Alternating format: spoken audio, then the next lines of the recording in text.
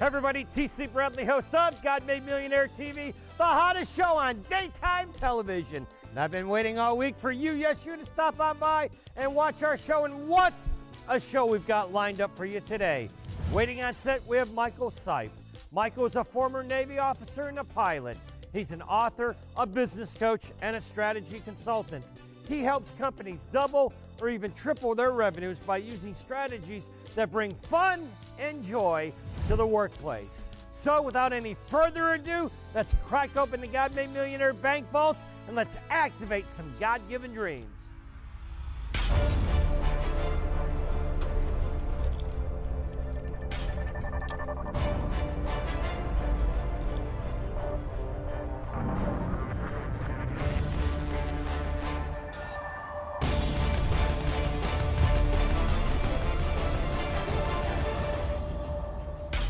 Michael, welcome to the show. Great to be here, TC. I am excited to be here. I tell you what, Michael, I am so thrilled and honored that you've chosen to come on our show today and sharing what a prophetic mandate you have on your life. I was reading your book, Out of Dad's Box, How to Break Free from Parental Control and Transform Your Life in Any Age. And I've got to tell you, Michael, from the jump, from the very beginning of that first chapter, when you talk about your near-death experience, that blew me away. But you had what I would call a defining moment that altered the course of your life. Can we talk a little bit first about that defining moment in business that literally changed your life? Sure. TC, I love your energy. And what I think is really interesting is we all, in our careers, look for improvement. We look for a better quality of life. We're looking for an opportunity to move up, to advance, to take a better paying job, or to move to a new neighborhood. And so like many others, I, throughout my career and life, look for opportunities to do something a little bit bigger, a little better. And I found myself, after a while, in a really cool position where I was an innovation director, I was an innovation consultant for industry and government, and I was designated to be the chief architect for a project. And that project brought in 5 different entities together, and it was probably about just under $1 billion worth of investment that was going into this project. And so I had a lot of pressure on me. I felt like a lot of pressure to pull all this together. Now, I had been a systems engineering major in college. I knew how things fit together. It was kind of my background. So it was natural for me to see how things fit together. And so I could see the big picture, but I had a problem. The problem was not everybody knew the big picture. They couldn't appreciate it. And so teamwork wasn't there. People had this not invented here syndrome where they didn't want to know where their piece really fit.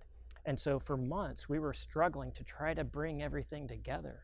Well, this one particular day, and I think, we have these moments in our life where we have these ahas or these, hey, we made something happen. We've been productive. Well, that day, everything just started clicking. It was wonderful. It was so amazing to see that happen. You're talking about those moments like Tom Hanks in the movie Castaway when he goes, "Fire! Yes! I have built fire!" That type of epic accomplishment. That is exactly that the type of energy you're talking about? That is the energy I'm talking about. So you had one of those moments where you were like, "Ha! Right, I built fire!" We're at the top of our game. Everything's clicking. And I'm walking out to the parking lot at the end of the day, and there are just a few cars left. And I'm feeling great. I'm feeling wonderful. I'm like, hey, I'm doing my job. Right. I am being productive. And then I had a thought, and that thought was, if only my dad could see me, he would be so proud. And at that same moment, I also realized I was still living my dad's vision of what my life should be. And it wasn't really what I was being called to do. Like deep down in my body, I could feel that I wasn't aligned to my true purpose, to my true calling. And it had something to do with my dad, and I had to work myself out of it. So as I reflected back on all the things I'd done in my career, I thought about when I had the biggest impact and I felt good about it. And that was when I was a flight instructor in the Navy. And I was taking brand new pilots out of flight school and guiding them to land on an aircraft carrier at night for the very first time. Wow. Yeah, it was very stressful, right? Because you can think about it, for those of you that don't know about naval aviation, it's a dangerous environment. And sometimes there's the chance that we can fly into the back of the ship and crash, or we can go beyond the engine and end up in the ocean. And the fear of death is very strong. And so handling that fear is a challenge. So my job in the right seat was to be that assured voice telling them, hey, a little left, a little right, we're getting a little slow. But do it in a way that I was coaching them to get on that perfect glide path, to be in that perfect spot for landing. And I enjoyed it a lot. And the results of that were that I had a 100% success rate with the pilots I trained. I felt like that's where I was contributing and really making an impact. And so I thought about that, and I thought, well, how can I bring that a little bit more? And I realized that during my career, those pivots that we make were pivots away from my dad. And so in my book, Wow. it was how do I make those pivots? How does one make a pivot as an adolescent? How does one make a pivot as a college student? How does one make a pivot in career and choices that are away from what we're being told what to do? And my dad was a very controlling man, and he had a tremendous influence on my life. So I realized that making those pivots, those choices, was something to write about. Interesting, because when I read that in the book, in your book, about I wish my dad was here to see this, I wish my mom was here to see that, I relate to that so much because, like with our show, God Made Millionaire TV, you know, one of my only regrets is the fact that my mom and dad are not here to see this. Right? And it challenges you. And I found that was so intriguing that you're challenging that paradigm, that pre-existing belief, and whose life are you living? Are you living the life that you were born to live, or are you living the life that your mom and dad wanted you to live? And it's just interesting that at that precise moment of an epic accomplishment business-wise in your life, that you had that moment that altered everything. It did. It in did. your life. It absolutely did. And it led me into a new path. But I think you have to understand a little bit about my dad and the control he had over me. And so if we go back a little bit in his life, he grew up during the Great Depression in Kansas. And as a lot of people know, it was a very tough time financially for many, many families, and especially in the Midwest. We had the Dust Bowl, crops were failing left and right. The economy was really in a massive depression. And my dad lived in poverty most of his life. His dad only had a third-grade education. His mom was a school teacher, barely had enough income from that.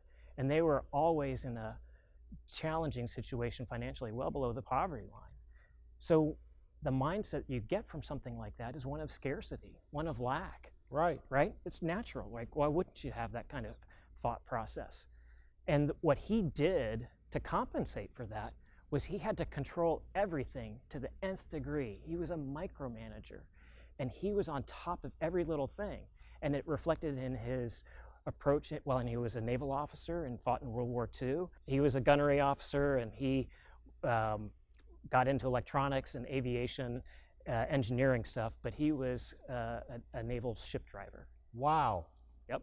Wow. And then, of course, you went into the Navy. I did. I did go into the Navy and became a pilot. And in the book, I talk a little bit about the pivots that we can make that are just one deviation away of what maybe a parent might want us to do. And so, you know, if we can find something when we feel we're controlled so much that allows us to break away and maybe get to that higher calling that we're being asked to do. And for me, I love to do things that were fun. I wanted to enjoy life, right? But my dad, you know, back when I was about 8 or 9 years old, he was so controlling of our family. He worked from home. And one night at the dinner table, the four of us were sitting around, my dad, my mom, my sister, and I, and we were having a normal discussion at the family dinner table like a lot of American families do.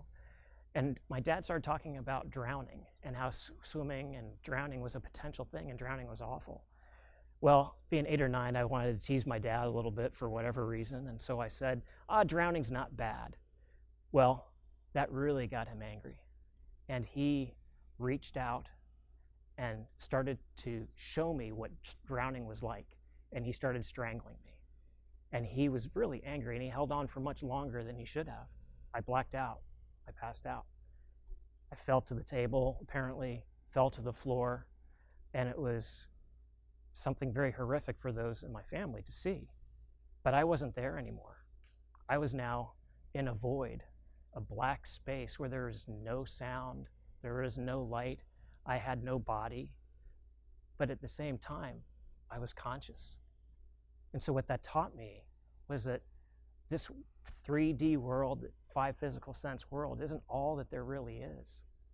And so I was later resuscitated. I had a very short near-death experience, but I was resuscitated and I came back.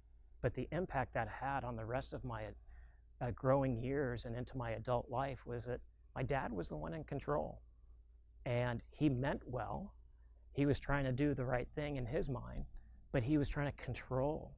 And so that control mindset meant that I had to do school in a certain way. I couldn't go out and play, or I had to do sports a certain way, or I had to go into a certain career. And so I did, and I followed a lot of that. And I ended up going to the same school that my dad had gone to. I went to the U.S. Naval Academy in Annapolis, Maryland. I was following a lot of the same stuff, but every time I did something a little different. And so the book, I talk about how we can make subtle shifts away from what a controlling person might have for us. Now, it doesn't have to be a parent. It can be society. Society can tell us how we should be living. Or it can be a friend. It can be a big brother or a big sister. So how do we shift our energy and our awareness into something that is a little different than what we're used to doing? And so as I reflected back about my experience coaching pilots to land on a carrier, it was that aha moment of, I'm a pretty spiritual person. I have faith. I have things that allow me to have a better life. And I've made these pivots away from my controlling dad. But what was it that was making that happen? And how can I bring that to more people? And that's when I started thinking about, well, what kind of spiritual training can I bring in that's maybe not religious, but is a spiritual piece that will resonate with a lot of people?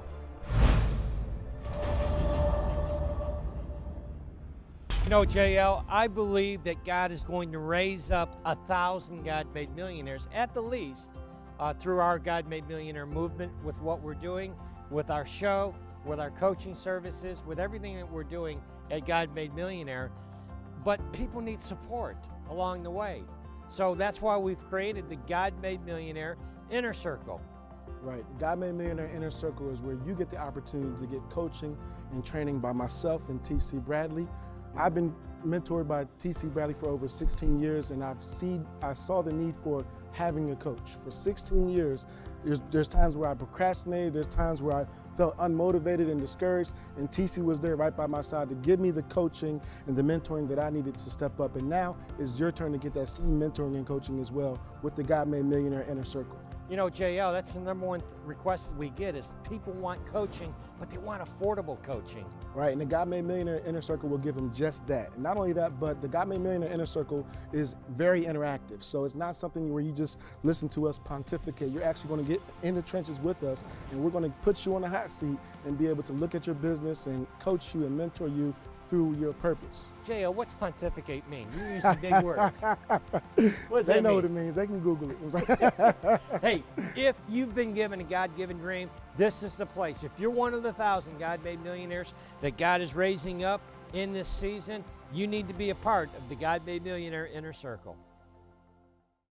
Michael, I want to backtrack. First of all, I didn't do this before. I want to do it now. Thank you for your service to our great country. Thank you so much for that. So I want to honor you for that. Thank you, TC. But I read that story about your near-death experience in the book, and I was horrified on so many levels of what happened to you at such a young age. Was that out of character for your father to respond in a violent manner? Was that the first time that that had happened? You know, I think a lot of people in some families have experienced spankings, you know, so spanking was normal in our family. So there was some amount of physical, I won't say violence, but physical interaction, Right. right? But there was a lot of criticism and a lot of critique, and I was always second guessing. So I had this sort of victim mindset of like, I'm not worthy or I'm not good enough. I have a little fat guy sitting up here Right. talking to me saying, I'm not what I could be. Michael, you talk in the book about the natural state of being for a business. Can you talk about what that is? Yeah, sure. The natural state is one of abundance. And I like to go back to the idea of John 4:35 in the Bible. It's where Jesus is talking to his disciples. He's talking about seeing the field white for the harvest, which means knowing and seeing that we're not looking at the 4 months leading up to the harvest. We're actually seeing it as already now. It's part of our experience now. And so in business, we're challenged all the time with outside adversity.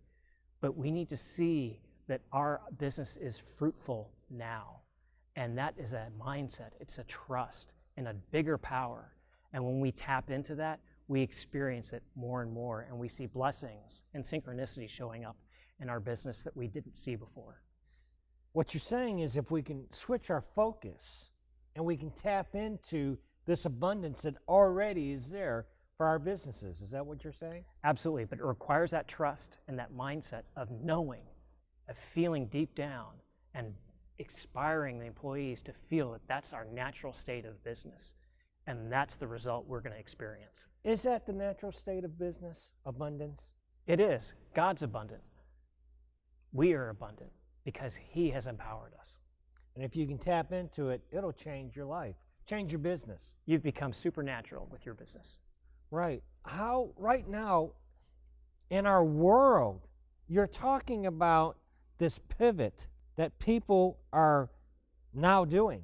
People are now facing the reality that you've got to pivot. And I think that how does one make this pivot right now in a world where there's such uncertainty going on all throughout the globe with the pandemic? We're still in the midst of this pandemic, and people are feeling what you felt. Yeah. And now people, I think they're becoming aware now.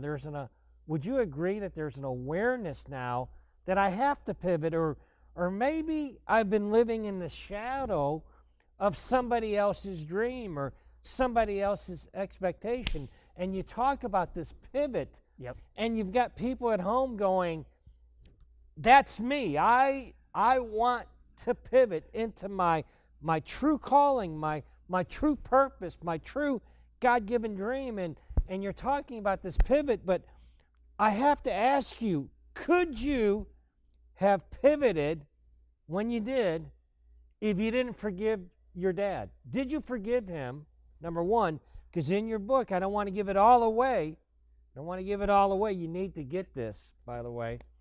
We're going to drop a link down below. But your dad never apologized to you. No. For this. And this was a lot more dramatic than the way that you shared. The way you shared in the book is that the kitchen table, when you came through, I mean, it was a mess. Yeah. Everything was just everywhere, and you were out. You were gone. I was gone. You were gone, and it happened in front of your mother. It traumatized mom, and your sister. It traumatized your sister, and yet your father never apologized to you. Right. After this happened, and you had to forgive. Could you have pivoted without forgiveness? How important was that? You know, we are all on a spiritual journey, right? We're on this earth to learn and grow. And I don't know exactly when it was. You know, I appreciated my dad for what he had done. He'd served in World War II. So I saw what he was trying to do, but I didn't like it, right? Right. Right? But eventually, as I became an adult and became a father myself, you know, we say things as a parent that we regret later, right? And we all make those seeming mistakes. So I'm sure my dad felt now that he had made a mistake, and it wasn't what he really had wanted to do, but it was something that he felt he needed to do. So I forgave him for that. And I think in general, I forgave him for how he raised me. He was doing the best he could. So when we have that higher perspective, let's think about it from a spiritual perspective. You know, God, Spirit, Source, Universe, they love us. God loves us. He created us. And so we may have our faults, we may have our bad choices, but that love is continuous. It is nonstop, regardless of what we do. And so I realize that if God loves my father, my dad, then I could love him too. And it becomes a higher level of energy, a higher level of awareness. And I think if I could, I'd like to share a little bit about the 7 energy levels that I learned through my coaching program. And Please. it's really helpful because there's 2 kinds of energy. One is a positive energy, and the other is a negative energy. At the lowest level, level 1, is a negative energy, and it's characterized by I lose, or our business isn't competitive, we're going to lose. The second one is I'm just going to power through this. I'm going to force my way through it, and if you lose, that's your problem, but I'm going to win. Third level is I'm going to win, and if you win too, that's okay. Level 4 is, hey, I'm winning, but how can I help you? It's a compassionate level of energy. Level 5 is, hey, we're in this together. How do we collaborate? How do we win together? Level 6, when we're feeling God's abundance, is we always win. We always Amen. win. Amen.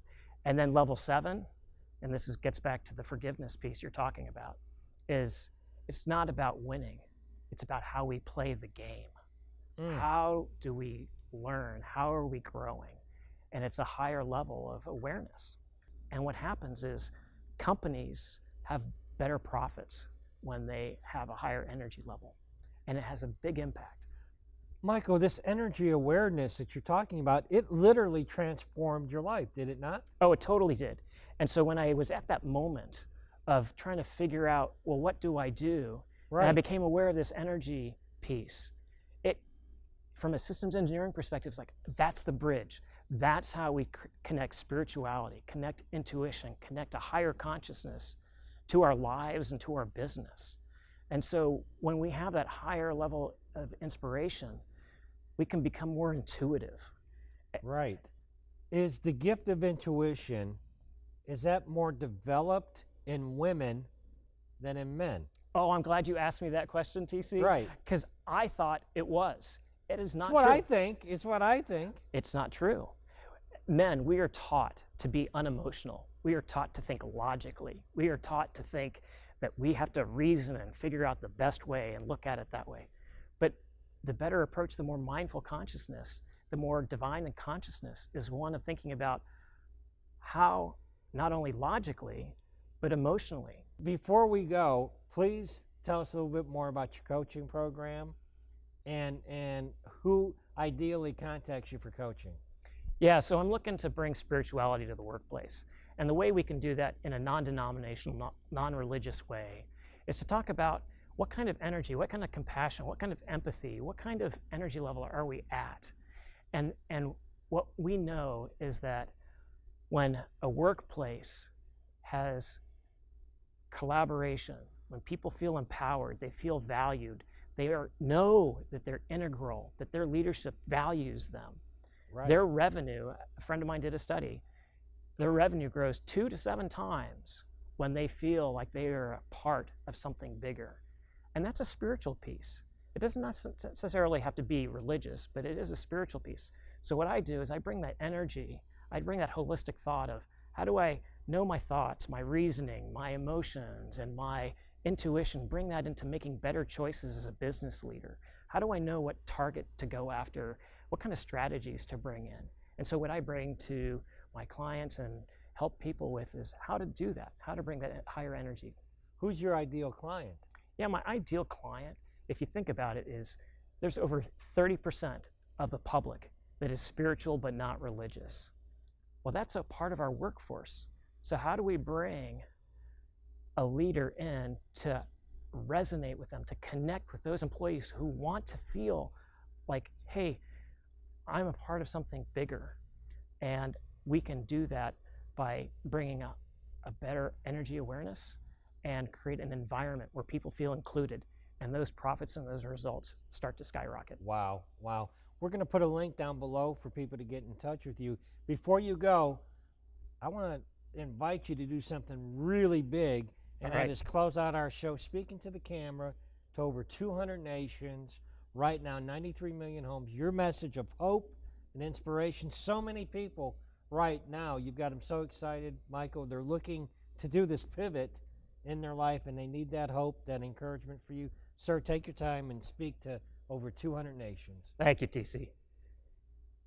Hey, to my brothers and sisters, you don't have to be religious to get the benefit of a natural law of abundance.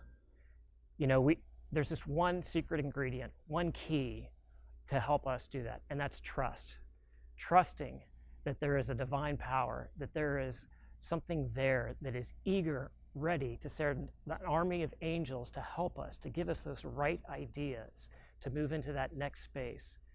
And our cup will overflow with abundance, with joy, with fun, with inspiration, with health and vitality in our business.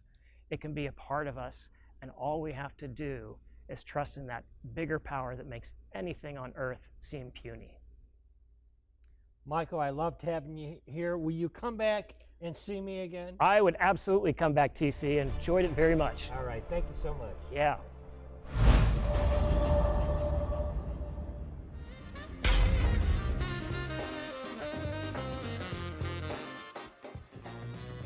Michael, here we are at the end of the show. It's time to do our prosperity dance. I want to invite you to join us in doing our prosperity dance. Did you bring those aviator shades? I did, TC. I did. All right, let's do it, my man. Big Mike, hit my music, please.